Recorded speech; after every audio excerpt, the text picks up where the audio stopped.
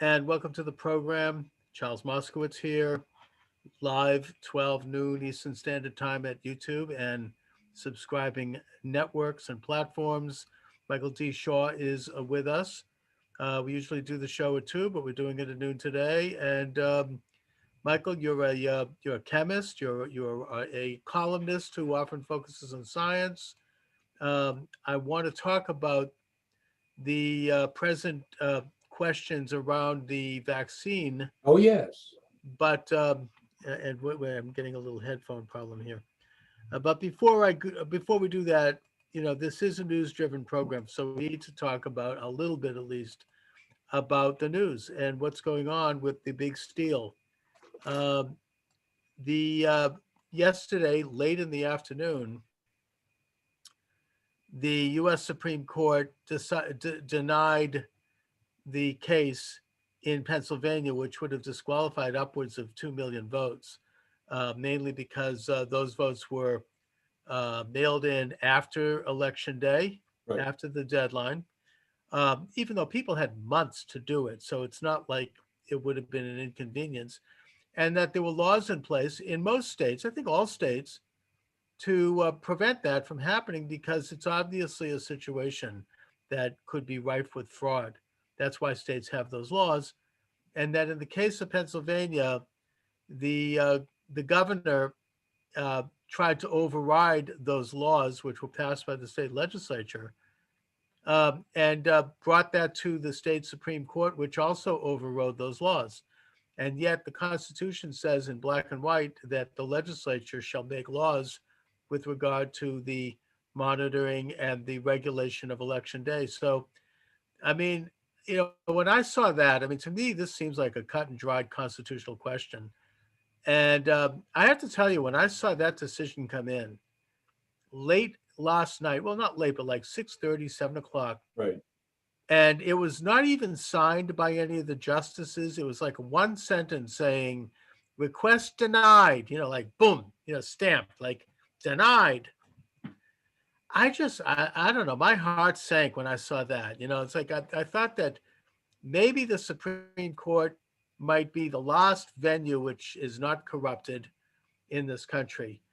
And maybe what's gone on there is that they just have gotten swept up, you know, in this idea that Trump must be removed from office because the uh, the anointing of Biden by the media, by the Associated Press, has taken hold, and that people are just like, we're going to move on.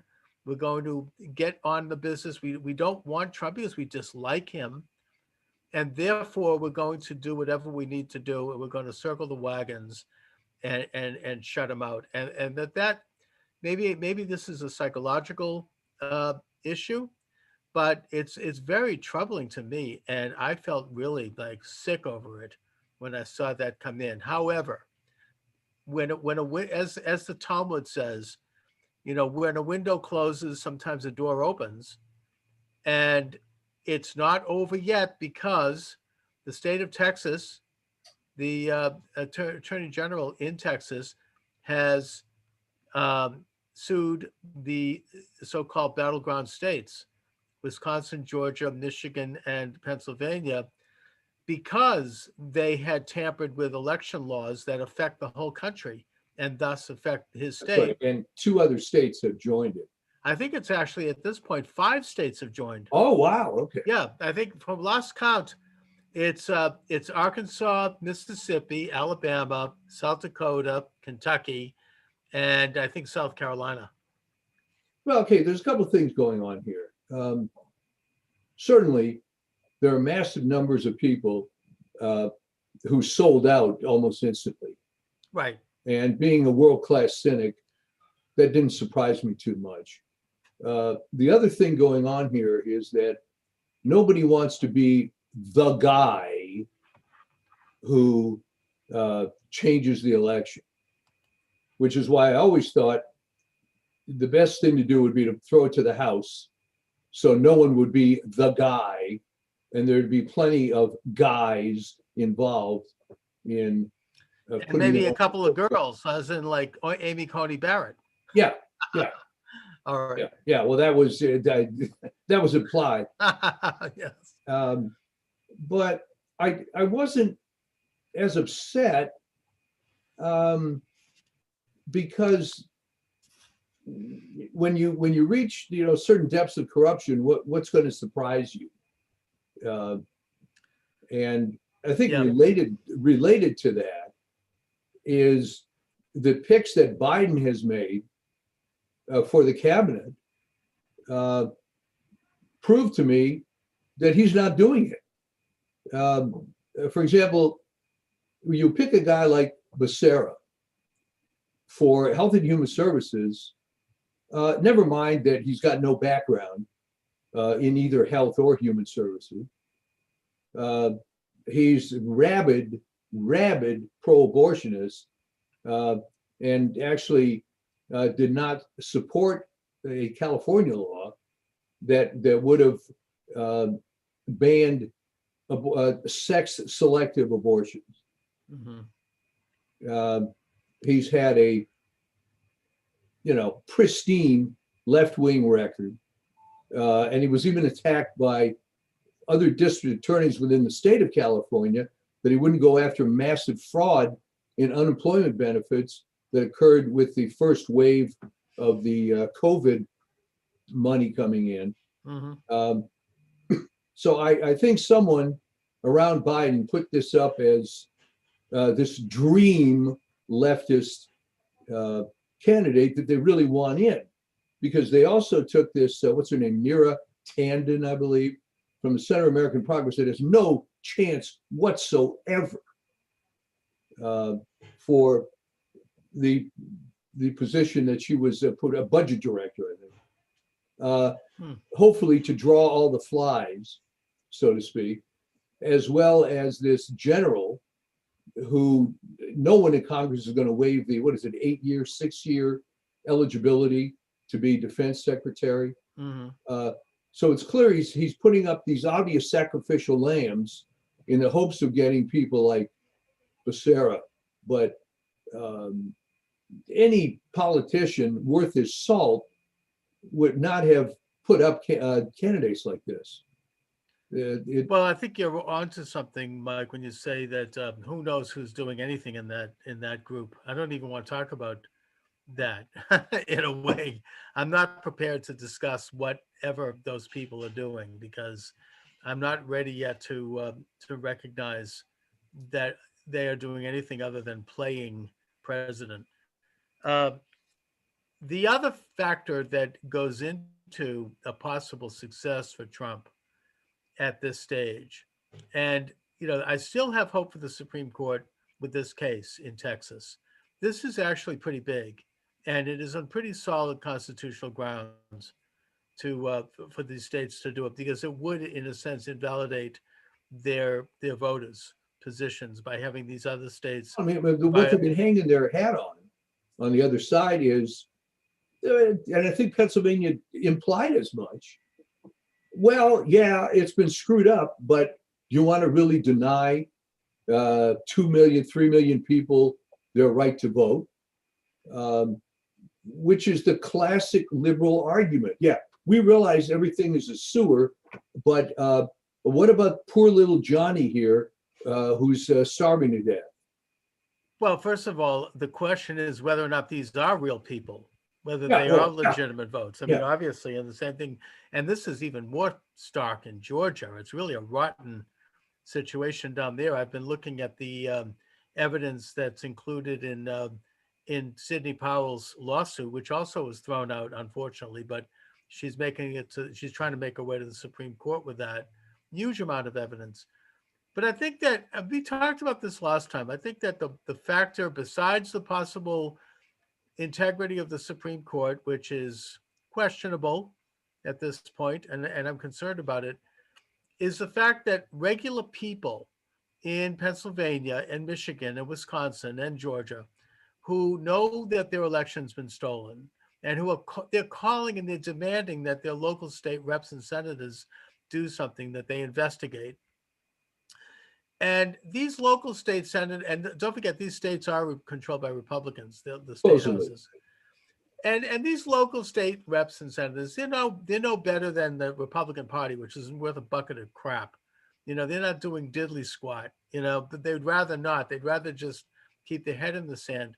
But because of our system of government and our democratic system, and I know the left loves to talk about democracy. Well, democracy indicates that they are going to have to do something, because otherwise they're going to get booted out of office. There's such an outrage in their own little districts, and they're going to get opposition. They're going to get people standing up against them. So that's why they are beginning to move. They are beginning to stand up and say, we're going to have an investigation. They are having these investigations where really unbelievable, shocking testimony is coming out from people from all walks of life, testifying to this fraud. And also that they are considering, at least, and we need to put more pressure, their constitutional prerogative to appoint their own electors. Yes. Yeah, or deny the electors appointed by the governors and by the courts. And so that's what's going to save the day. People agitating in those states to demand that justice be done, that one vote, one man, one woman, one vote is honored, and that such fraud is not allowed to stand. And the idea that they're disenfranchising 2 million votes, that's a load of bull, because as I said, people had months to vote. I mean, there's no reason why, it's very strange that they would be voting. Well, this is a tried and true argument, Well, you can't have voter ID, because what about all these people who I don't know who they are that somehow don't have an ID? Now, how they can buy liquor, how they can do any other thing, God knows. But there's a standard bunch of stock arguments. And it was Walter Williams, the late Walter Williams. Yes. When he would hear this stuff about hunger and starving, he'd say, okay, who are these people? They seem to have money for lottery tickets and so on. Right. Actually produce one of these starving people, please.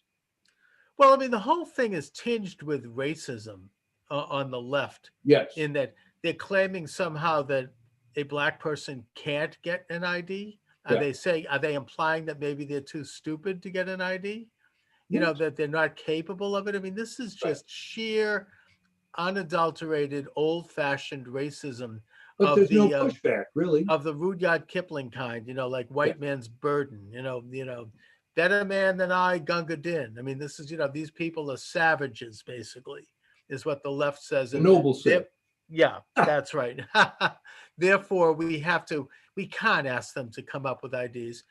And meanwhile, every time there's been a stimulus package in Congress debated to help relieve the COVID virus, businesses that are going under, and restaurants, the liberals and Pelosi and them attach a big piece of money to go toward quote unquote election reform, right? Yeah. And we're not talking like small change here either. We're talking like billions. And that's why it hasn't passed. But my question to them, and this is something we should bring up whenever we debate them, is that if they're so willing to spend billions on election reform, why can't this country offer free IDs to everyone? They shouldn't. They're claiming, oh, somebody can't afford it. Fine. It should be free. Just like public education is free. How much would it cost to offer a free ID to people? I mean, they could probably do it for $1 million. If they want to subcontract the job to me, I'll figure out how to do it for $100,000. Yeah. I mean, it's like it's a question that needs answers. Well, of course, one of the objections to that is that now you're creating this fascist state, of course, where there's going to be some Gestapo bureau in charge of issuing papers to everybody. I suppose you could do it on a state level. Obviously, you have information on people when they get their driver's license, but yeah, we're just having a slight. Yeah, okay? we're having a slight. Yeah, there we go. We're having a little unstable internet here. Look, as you say, if somebody can get a license to drive and you have to show ID for that. I mean, there could Right. be standards put in place where a person can identify themselves. It's not, this isn't rocket science, you know. I mean, you can show up with, you know, a utility bill or something, or you know, in the same way that, I mean, I just had to renew my license, and there was a lot I had to do Right. because of the real ID, and it wasn't so easy. I got a passport. I had to get, you know, utility bills. I had to get a bunch of things, and I think that that's more than should be required for someone to have a simple ID. But you're a white You know, person, it's so just it's okay. it could It's be. okay for you to go through that hardship because you have Oh white yeah. privilege. Well, yeah. I mean, but the thing is that you don't even need that. I mean, somebody could just show up and have a picture taken to prove Yeah. who they are. Yeah. You know, and then when they go to vote, they show their picture, and that's, yeah, that's who you are. Fine, go vote. It's not. We're not talking rocket No. science here. It's very simple, Well, I think it's and been purposely avoided. I mean, because they want what to happens cheat. if you think about it is that a lot of the functions that the individual states still control, it's sort of a burlesque kind of thing that it gives the states the illusion that they're actually doing something. And of course, in the case of elections, you could see what a nightmare this becomes. And by the way, in Georgia, the fact that Kemp and this Roethlisberger, or whatever his name is, guy, Yeah. are falling in line, they're obviously deep into this. Oh, there's something really rotten going on with them. I mean, I didn't really want to bring this up, and I'm not going to dwell on this. All And right. I know this gets into the tin hat Okay, kind of all stuff. viewers don't listen for. If you don't want to hear some discussions of maybe underworld conspiracy here, you better tune out right now. Um, but right, I think either right before or right after that very incriminating video was released, and that was video that was taken by government monitors, by Right, right. cameras in that State Farm Center voting area in Fulton County, Georgia, of people stuffing the ballot, and the lady with the blonde, you know, braids there, and there was one guy cheering. It just came out Yeah. today. Did you Yeah. see that? Yes. Anyways, this one It was a day. fake video, of course. Oh yeah, Because right. I've had people at the gym tell me, "Oh, that was a fake video." Oh sure, yeah, fake video. Right before that, or right after that, the girlfriend, the boyfriend of Brian Kemp's daughter was killed in an automobile accident Oh, wow. that witnesses say was very suspicious. You know, the car literally blew up, and this young man also was the son of a former governor, I think, or a former senator. I think his name was Jason Deal, I believe. Okay. Yeah, we can look it up. And there is speculation that this could be, and again, we're getting conspiracy talk here, and I'm not making any charges because I have no idea. I'm just some schmuck here in Boston. I don't know what I'm, you know, I don't have any evidence. But they say that this is a little bit like the Seth Rich situation, where Seth Rich was gunned down in broad daylight, shot in the back by several people, was not robbed, just assassinated, Yeah. and that he had been working for the Democratic National Committee as a computer guy. Um, and right after his death, and he obviously was murdered, and there's no question about that. The Debbie Wasserman Schultz, the head of the DNC, had to resign for reasons that have never been clear. And his charge, the suspicion there was that he had stolen the election from Bernie Sanders, or he was about to expose that Bernie Sanders' election had been stolen for Hillary. So you know, this isn't, you know, this has nothing to do with Trump or any Well, of course, there or was a sequel Republicans. to that. A friend of mine is a former DC Metro cop. Sorry, and a friend of his was involved initially in investigating this very mysterious death. And he was told by higher ups to completely back off. More than that, Fox ran something questioning this whole scenario. And out of the blue, Seth Rich's parents came on. No, no, no, this is all BS. Right. We want you to. So somebody got to them. Right. And then the party line was that to even discuss this was disrespecting Seth Rich's parents. Right, right. And also, I think that Julian Assange from WikiLeaks has essentially, in so many words, said that this had to do with that this was an assassination, that this and that he put out money to reward money for anybody who could find the perpetrators. And anyways, it just looks like something that had to do with a political intrigue, a political cover up. And this situation in Georgia has that same quality to it. Oh, Again, sure. I'm not saying anything, but we know that there was some very strange goings on with regard to, according to Sidney Powell, who I really have to say I admire her courage, credible woman, one of the greatest in the century. She has said, I think, as either as part of the Kraken lawsuit in Georgia or simply as outside of that lawsuit, that the Dominion voting machine contract was $100 million contract in Georgia, where they bought these very strange machines to count their votes, and that Brian Kemp and Raffensperger's families members benefited from that financially. Now, again, that's not me saying this. This is Sidney Powell, who has said this on the record. I believe she said it with Lou Dobbs. Yeah. And so I'm just here to simply mention that as something that is part of the public discourse. Well, you could be more generic. The fact that two alleged Republican officials would so rapidly fall in line, something's wrong. There is certain, and this Raffensperger guy, he's keeps giving press conferences where he bangs his chest righteously and says, this election has been decided, and that's that. And this Governor Kemp is just hiding under his desk. Nobody's even heard from him. And it's just, there's something that really stinks.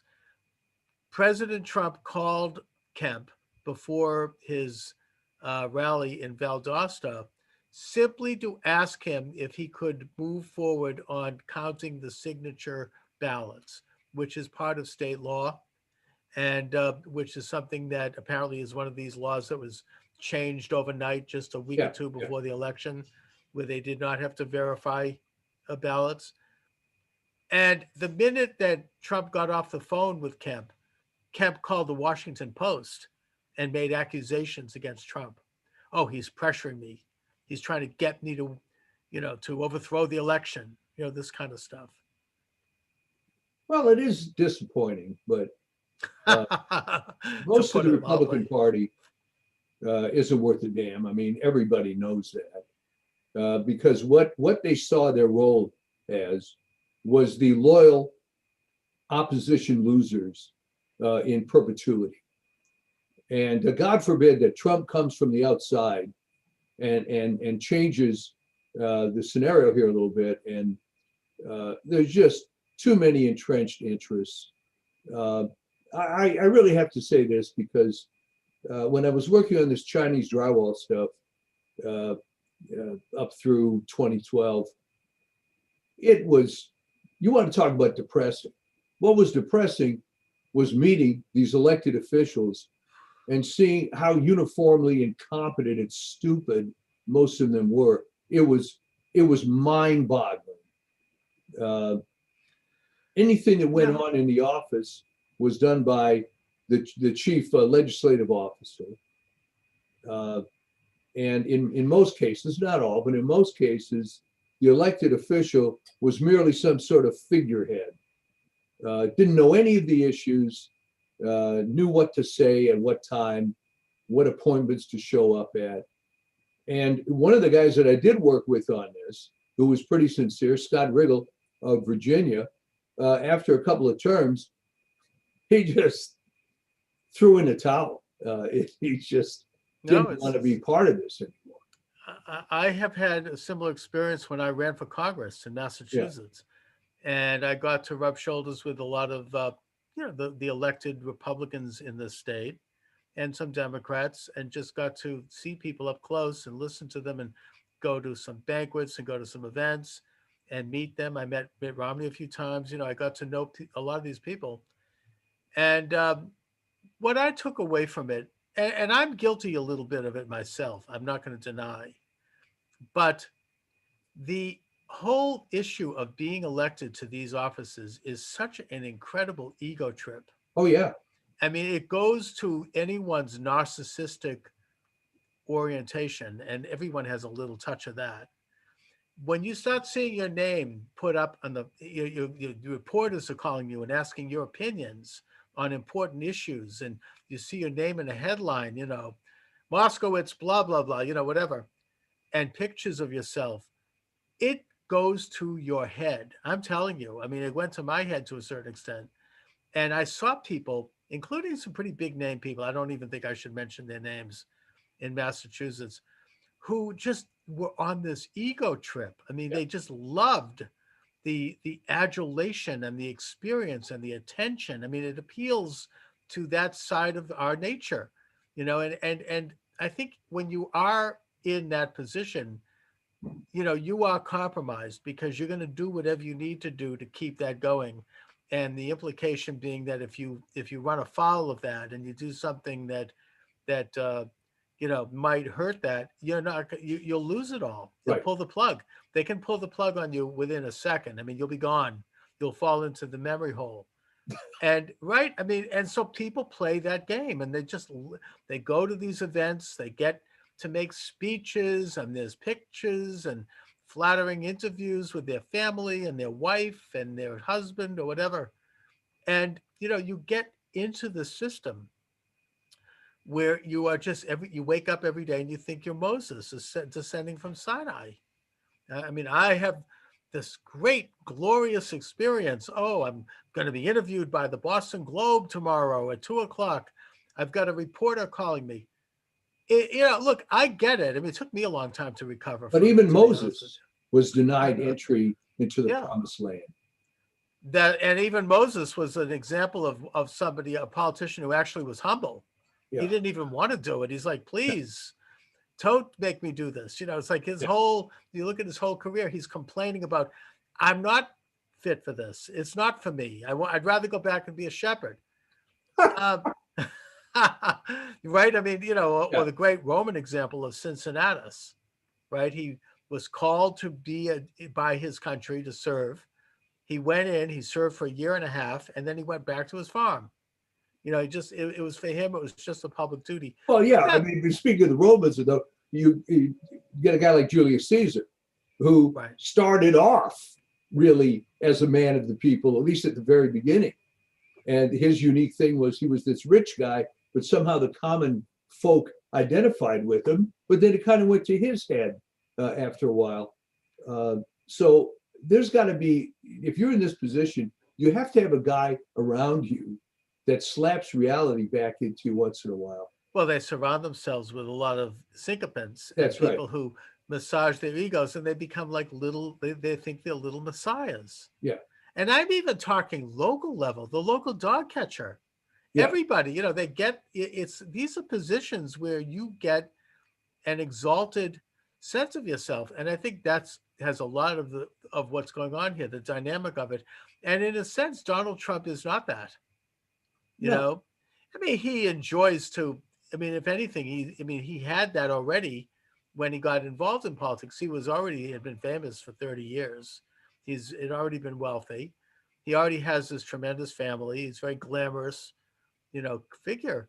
He didn't need this. I mean, he didn't, he could have gone on to Mar-a-Lago and gone to, he would have been fine. In fact, he even said that in his speech in Valdosta, which, by the way, is tremendous. You should check it out. It's available. And he goes, look, I could go back to Mar-a-Lago and I could talk to my friends and say, hey, I did the best job I could. I did fine. I did well. But I'm here to fight to prevent this kind of corruption. Well, of course, contrast that with Biden and Pelosi. I mean, what would they do? I mean, look at Pelosi especially. 81 years old, almost. Why is she still there? She didn't have a real distinguished career as speaker, let's be honest. And not to mention Biden. Yeah. But I mean, Trump. By the way, Trump's speech in Valdosta, you really do have to check it Right. out. It's almost like Winston Churchill. I mean, he's like, Wow. "We're going to fight." I just saw some highlights, but I didn't. Yeah, but I mean, there's a tremendous. He's like, "I'm going to fight this thing in the field. I'm going to fight it in the air. I'm going to fight it on the land. I'm not going to surrender. I'm not going to give up. I'm going to fight it because it's wrong, because this is corruption. I'm not going to just sit back and go away and let this stand." And maybe that's one of the things that the conspirators in this attempted coup d'etat didn't expect. Maybe they expected Trump to do what past leaders have done in like situations, where they fold their tent and they go home, but then they get a little award later. It's like Obama. He gets another $10 million book deal, and he gets another 10 million covers of magazines. Or Wendell Willkie getting recognized some years later by FDR to head up some commission or something. That's right. Exactly. You get a little something later on, and there's a little compensation down the road, either financially or in terms of some honoraria. And I think that maybe they thought Trump would do that, but Trump. Well, I mean, the thing that caused all this was that if it had just been a little bit of fraud, but if you had to do it in 6 states to such a massive level, I think they overplayed their hand.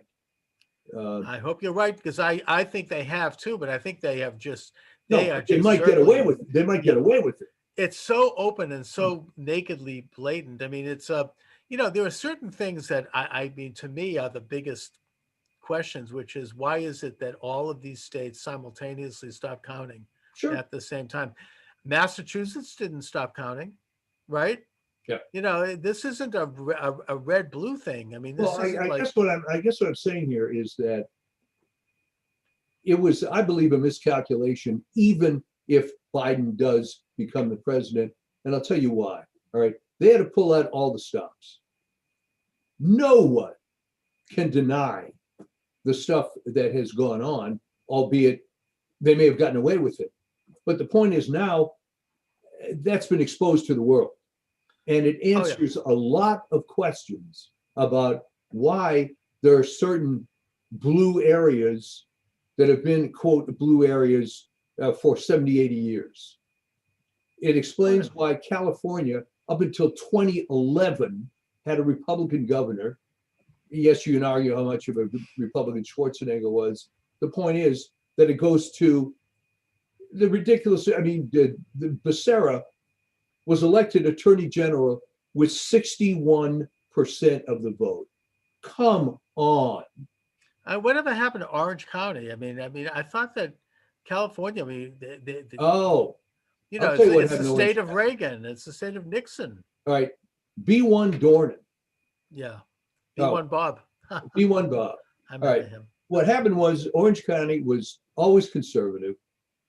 In fact, before that, LA County was conservative, but Orange County was the rock rib conservative county. Right. All right. Dornan had been elected numerous times, both from a district in West Los Angeles, and then he moved down to Orange County. He ran against, I cannot remember her name right now, a woman that decided she was Hispanic when she was running for the election. Loretta something or other. She did not go by her maiden name until the election. There were all kinds of egregious things going on that various Catholic parishes, not that she was ever much of a Catholic, brought her in to speak, which suddenly the church didn't care about being overtly political. That's a story for another day. Right. And then Dornan claimed, rightly so, voter fraud. And he lost by, I think it was 700 or 800 votes. It was obvious that there was fraud in this election. And because it's a relatively small scale, it was one district in Orange County. And he was told by his peers, well, Bob, you're just going to have to let it go. Just going to have to let it go. And that energized Orange County into becoming another fraudulent Democratic place. That was the seed that did it. And Why when you didn't really, Jordan stand up and challenge it? well, he didn't challenge it. I know, that's what I wonder, because Well, I mean, he was sort of an old time duty kind of guy, yeah, and his peers told him to back off because they didn't want the Republican Party to look racist. Tell me if you've heard that before. yeah, right. Well, that's the card that, I mean, and by the way, I mean, this card has been played in a really ugly way. I don't know if you've seen some of the hearings in Detroit, in Wayne County. Oh yeah, I mean, where you have like the Democratic state rep supervisor, she's threatening people's lives. I mean, and calling, please identify yourself. What is your full name? And where are you? In other words, in fact, the one of the two canvassers in Wayne County who said we're not going to certify this vote until there's a full audit. They were threatened. Their children were being threatened in their of course. schools. They were, they had to like practically go underground. I think they basically were they had a buckle. I'm not accusing them. I mean, I understand. But in one case, there was a guy, there's a tape of this local state rep, happens to be black, very left wing, who gets on the phone with this woman and says, in so many words, yes, you live in this town and your children go to that high school. We know where you are, and we think that you live in an area that's involved with systemic racism, aren't you? Isn't that what this is about? And we know where you are. I mean, it's like getting a call from a mafia boss. Right. It's like, we're going to rub you Well, out. it's It's kind like, of well, as I said, once when the first episode occurs and nobody fights back, then you've given up. openly the floodgates. Well, that's right. Then they get it. They now control the machine. And as you say, Mike, this has been going on for decades. I mean, it's been almost a joke in the big cities, like Detroit and Philadelphia and Chicago. Yeah. And it's almost like the subject of late night humor. I mean, nobody denies it. Chris Matthews, we talked about this, of the Me Too movement. I mean, formerly liberal talk show host. He wrote about this, I believe, in his autobiography, where he said that growing up in Philadelphia, and his parents were involved with politics. He was involved in politics his whole life.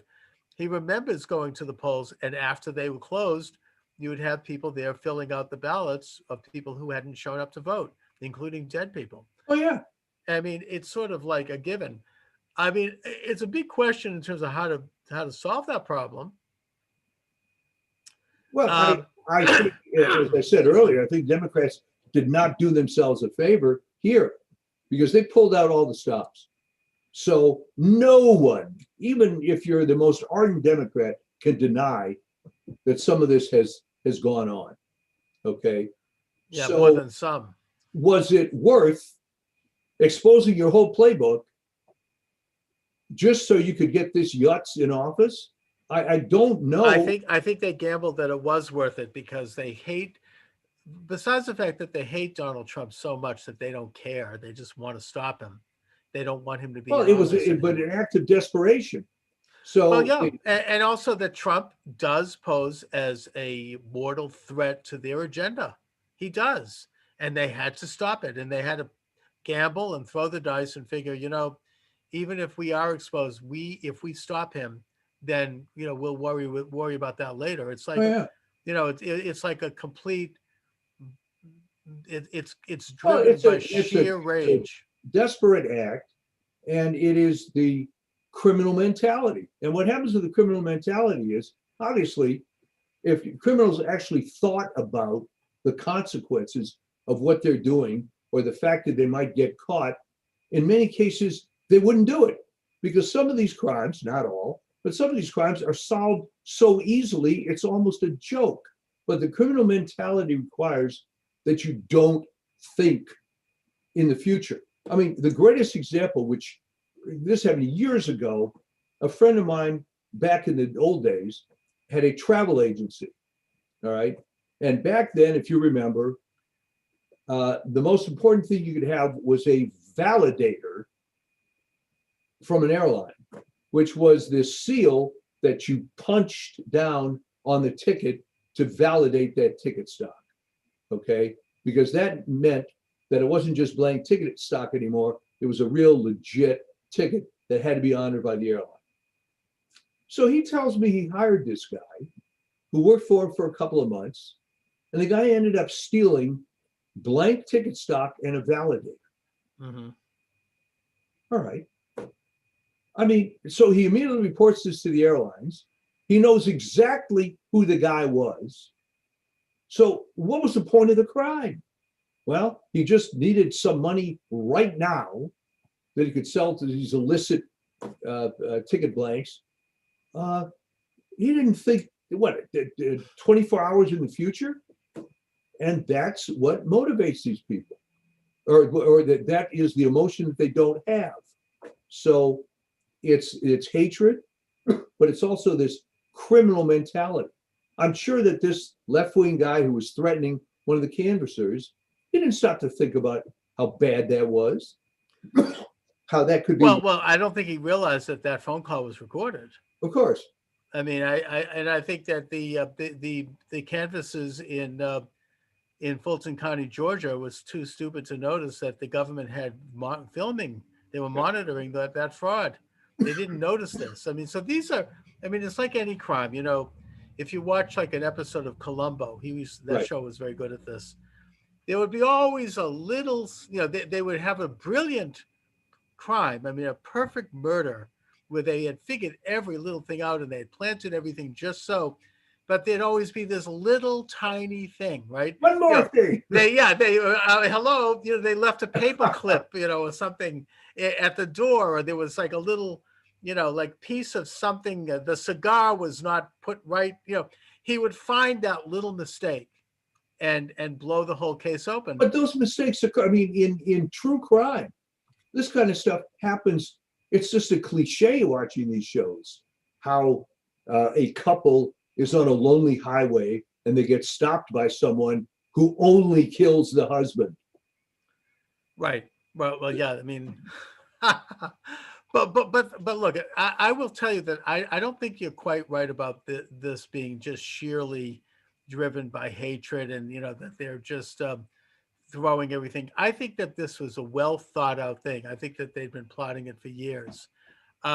They were going to use the pandemic as an excuse to get the mail-in ballots. They had the media on their side completely. These are the Mockingbird media, which would declare their guy the winner. It was well planned, but my point is that they didn't really want to use all 6 states. Well, you know, what I think is that they really didn't expect Trump to do as well as he did.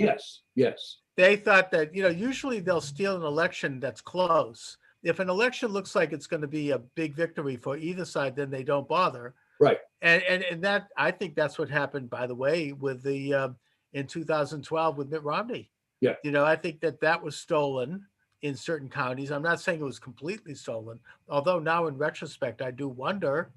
But you had certain counties like Wayne County, for example, in Detroit, where Obama got like 98, 99% of the vote, even 105%, which is impossible, of course, statistically impossible. And, you know, I think that that's because, you know, Romney did well there, but this was something that was much bigger than that. This was, in, as you say, in 6 states. I think that there were 8 states that they were planning on doing this in, and 2 of them, Trump did so well and so early that they couldn't get away with it. And those 2 are Florida and North Carolina. In the case of Florida, it just came in early and it came in big, so they wrote it off. In the case of North Carolina, I think they lingered for about a week, but it just was so insurmountable that they wrote it off. But the other states, I think that they had the fraud mechanism in place and they were going to use it because they thought it would be close. But then when Trump really won in a big way, then they didn't really want to use it. No. They didn't really want to run the table. But but of he course, won so decisively in particularly in Pennsylvania, where I think he got probably close to 1 million votes over, right. that they just went whole hog. They pulled all. I mean, in Pennsylvania, they had a case where I think there were three whistleblowers. And by the way, whatever happened to the whistleblower, right? Remember the perfect phone Oh call with yeah, yeah. their beloved whistleblower.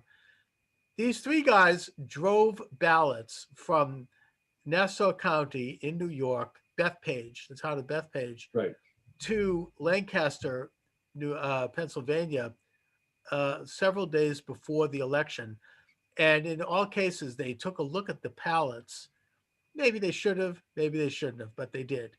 And they noticed that they were ballots that were made out to Biden and done so with perfect. It was like that they'd been printed. They weren't even real The ballots. They were, circles were yeah. perfectly filled out. And it looked like, it was some printing job. It wasn't even, this was like a complete fake. And this one guy said that when he got to Lancaster, Pennsylvania, he left his truck. I think he probably went had dinner or something, and then he came back and everything was gone. Yeah. All right. And I think that this was their kind of reserve stock that they would use. Exactly. Because on the morning of the next day at about 5 o'clock in the morning, all of a sudden there was this so-called drop in Pennsylvania where I think it was 300,000 votes showed up. And of those 300,000 votes, Biden had gotten 285,000. Yeah. And Trump had only got like 6,000. And, when this testimony came up, and this was brought up by a statistician, this isn't something that's questionable. I'm not talking conspiracy here. This is public record.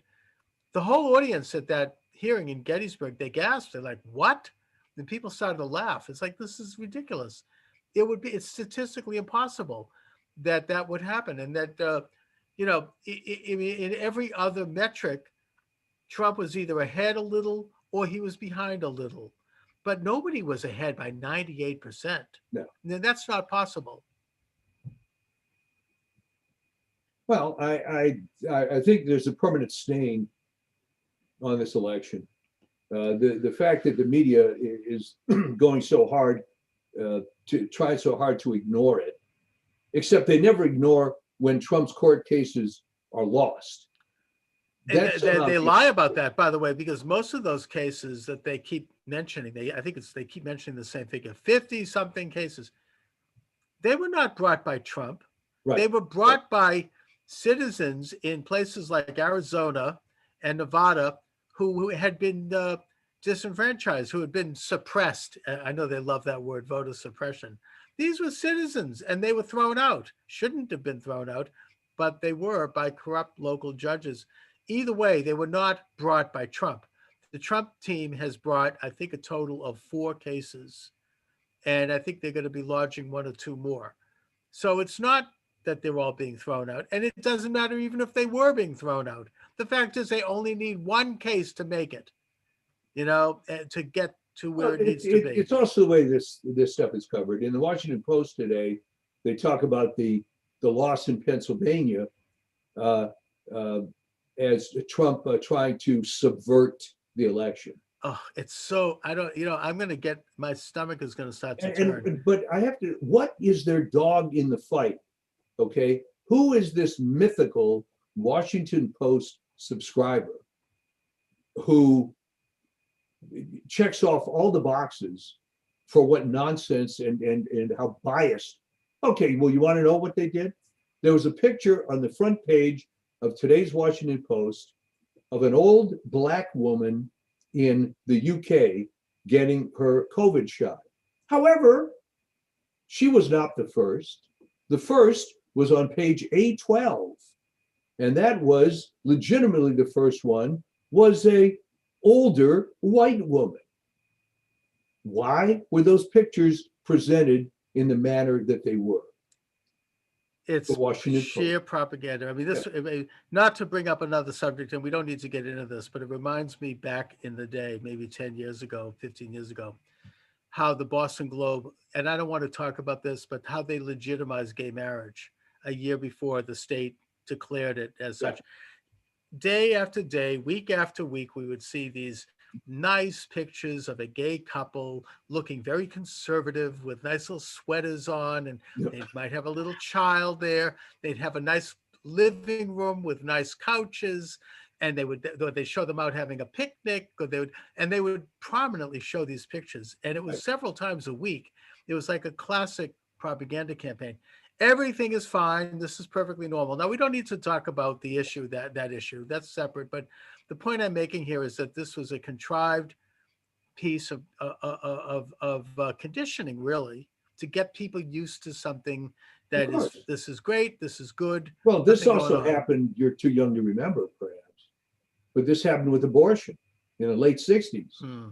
There would be stories about some poor woman that either, hurt herself trying to do it or had to go to Sweden or something like this. Right, with the coat hangers. Yeah. Yeah. And it was, while these individual stories may have been true, they certainly didn't represent a huge trend. I mean, it's the same propaganda being used against police departments. Yeah.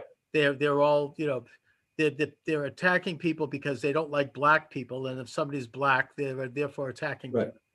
I'm not saying it never happens, but this idea of creating an image of a national crisis, I mean, it doesn't really address the real problem, which is why there are high levels of crime that are predominantly victimizing black people.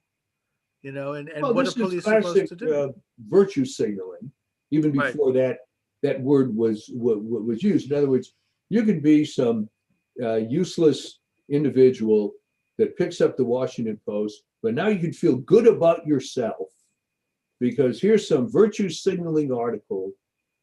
And believe me, there's so many. I mean, even my wife, whoever says anything about this, will complain about how these pieces are slanted. It's nauseating. I can't watch the news anymore. No. It's so, I can't do it.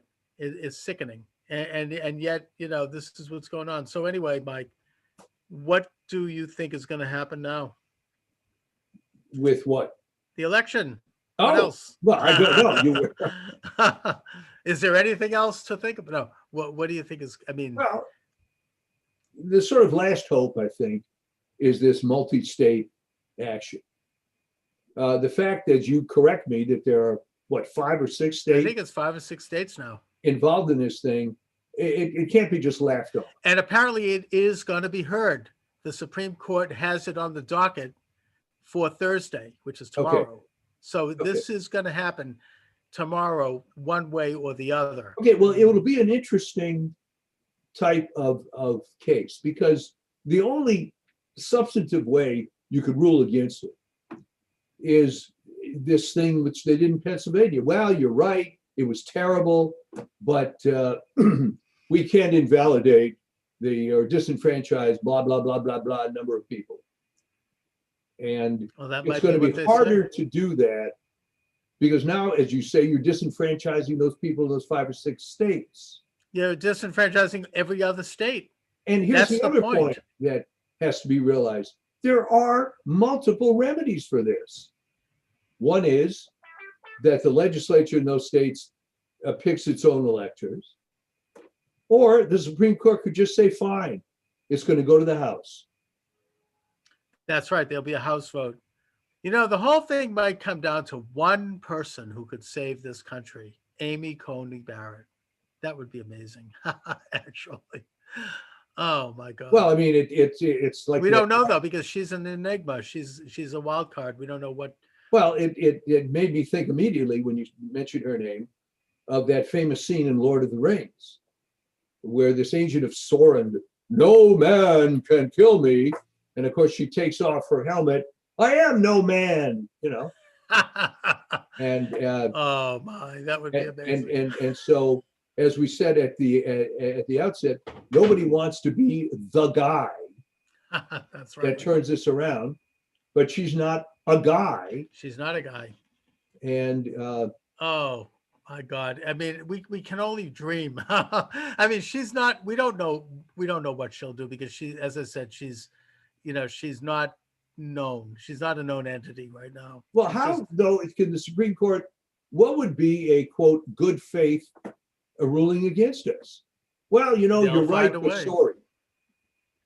That's, I mean, I would think they voted unanimously, but that's not how it goes. And, you've got, well, we don't, I don't know if we want to go too deeply into some of the characters, particularly Roberts, well, that are on there. But I mean, there's they some, can make all kinds of silly political arguments, yeah.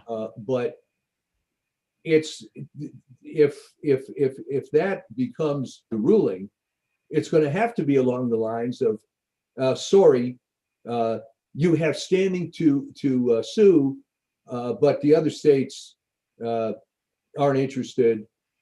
And who knows? I mean, it's going to be a very tortured. It's going to be a very interesting next 48 to 72 hours because, I mean, President Trump himself earlier this week said there's going to be a lot of things happening this week Yeah. that are going to change the paradigm. And, he usually is right when he says these things. Yeah. I think that the Sidney Powell's lawsuits are not done yet.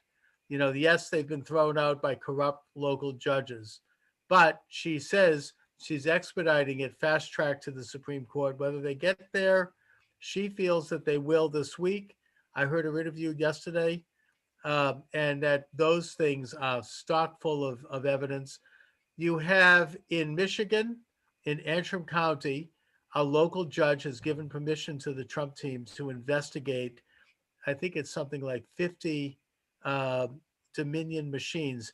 And that investigation, that a forensic investigation is happening as we speak. And you know who's heading it up? Lieutenant General Michael Flynn. Oh, So these are possible good developments. It's not over. I mean, there's still a lawsuit in Nevada that's huge where you have this incredible, obvious, blatant fraud in Clark County, which is where Las Vegas is. And you have an estimate of 50,000 votes that were either cast by dead people or cast by people who don't live in the state anymore. So now there's apparently a connection between that and Pakistan. Did you hear this? yeah. I couldn't quite understand what that I was. don't understand it either, but apparently they have some influence. Somebody found some thumb drive that came from the Pakistanis, and there's foreign influence all over the place. There's the business of the Dominion software and Smartmatic being seized in somewhere near Frankfurt, Germany, by some forces. We hope it's the right side that did that. Several people apparently lost their lives in a gun battle there, and perhaps they've seized it and they're analyzing it. I wish they get going if that's the case, but this whole Dominion software thing stinks to high heaven. It's really, even no matter what happens, if we don't get rid of that system, we're never going to have another free election in this country. It's obviously corrupt. Well, there's certainly a big spotlight focusing on all this, which I don't think is going to go away. No. And I think if Biden does succeed, he'll be a lame duck from the first day. I agree. And I mean, of course, there are some things that are hinging on the election in Georgia, but with two senators. I mean, I don't know apparently there's some corruption around that. The same, corrupt governor and secretary of state are going to use these same corrupt Dominion machines for that election. And there was even a move to have them, purged of information. I don't know if you know about that. Yes. I think it was stopped by a local judge, but they probably are still doing it, I would guess. And, that could be stolen. They could lose. I don't think that Loeffler and Perdue are particularly good people anyways. I wish that they had better Republicans running. But, I can hope that for the sake Well, of the that's right. I mean, it was pretty ironic that, number one, those two aren't that great. And two, it was the rare circumstance where both standing senators are running at the same time, which does not happen very often. Well, something that, by the way, that I think should be noted about that is that the reason that is happening at all is because Georgia has a law that says that if someone receives less than 1% of the vote, there has to be a runoff. But yet, if there was this kind of fraud in Georgia, how do we know what the actual vote was? Well, there's that, but I guess what I'm saying is that generally speaking, in most states, there's an interval between the two senators. You Right, don't that's right. normally have them up at the same time. So this was, Well, even if the Republicans win one of them, then they'll have the majority. yeah. So, I mean, two might be just icing on the cake, I guess. Well, we need some icing now. So And we sure do. And I think that if, assuming that the Republicans, and also another little interesting little law, this is how Al Franken became senator. And that is that apparently the majority party in the Senate and in the House, they ultimately get to decide who is seated. yeah, And they can pick someone who didn't necessarily win, apparently. And it's happened in American history. Al Franken is a good example of that. I mean, Harry Reid just said, look, you're going to be the senator. We're anointing you. And this other guy, he's not coming anywhere near this place ever again. Even though there was a lot of fraud in that election and that Franken actually had lost by, I think, just a couple of hundred votes. Apparently, there are two, if not three, elections, one in upstate New York, two in California, where there's been recounts and the Republican candidate is ahead by like 3 votes. I mean, yeah, I think in yeah. one case they're ahead by 6, and in another case by less than 100. And apparently, you've got this very, very strong left-wing Democrat law firm, Perkins Coie, who they've had their hand in a lot of things, I think, including the Steele dossier. They are pressuring, they've been hired by a group that is fronted by George Soros and his organization to pressure the Pelosi and the Democrats to basically declare the Democrats in those 3 races as winners. And, this could be a bold and blatant seizure of power, but, it's something that we should be I'm aware not sure of. if they're going to play that right now. I mean, there's Well, I too mean, much bad on their plate, but who knows? who knows? I mean, their margin in the House is extremely slim. Well, the corruption with the Democrats goes back to Aaron Burr, for God's sake. So For sure. It's never been more flagrant. The fact that all these so-called investigative journalists aren't giving it the time of day just bespeaks what's happened to that profession. It's become a sick joke. Yeah, that's about the size of it. All we can do is identify it as we see it and call it out. That's our job as best we can in the limited capacity that we have here. But That's it. I'm still hopeful about the election. I'm not prepared to even. I mean, I'm not prepared to think about anything but victory at this point. I hate to think about anything but victory. No, I can't. I understand. I just can't do it right now. It's just too depressing. Well, of course, the only advantage is Biden becomes president. You'll have a lot to talk about, criticizing him for every show. So I'd rather not. Yeah. Anyway, so well, looking at Mike, kind of looking bright stuff. yeah, Mike, what do you have up in terms of your latest article? We're talking about, well, this was interesting. New York Times ran a piece a couple of weeks ago about how COVID was destroying private practice medicine. And the lead anecdote was a woman, a pediatrician in Minneapolis, who ran an unaffiliated private peds practice. And most people connected with healthcare realized that that's been a loser for the last 15 years at least. So they chose to put her in the front of the article.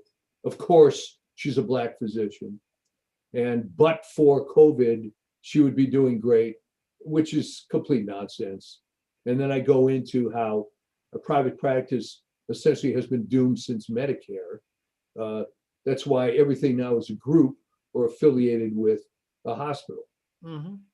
So Okay. it was fairly blatant political propaganda. I'm not really sure who they were trying to impress with this, but it's not COVID. A lot of things are not actually COVID. Right. So, Mike, where can people see your articles? All right, healthnewsdigest.com Mm-hmm. Is where all the current stuff is. I have a mirror on my business site, gasdetection.com. But either way, it's out there. Okay. I'll put a link up to gas detection. Yeah, I can send you a specific link with the magazine articles, but they're all there. There's hundreds of 700 or 800 of these things. Excellent. And of course, the only danger is, and I'm sure it's happened to you, is you get an email out of the blue complaining about something, and you can't remember what article it was. Well, yeah, for sure. Well, you have well over 1,000 articles. Yeah, oh, there's all kinds of stuff up there. Yeah, exactly. All right, Mike. So listen, it's been a pleasure as always, and I think next week we'll know more, won't we? We will. Anyways, I'll talk to you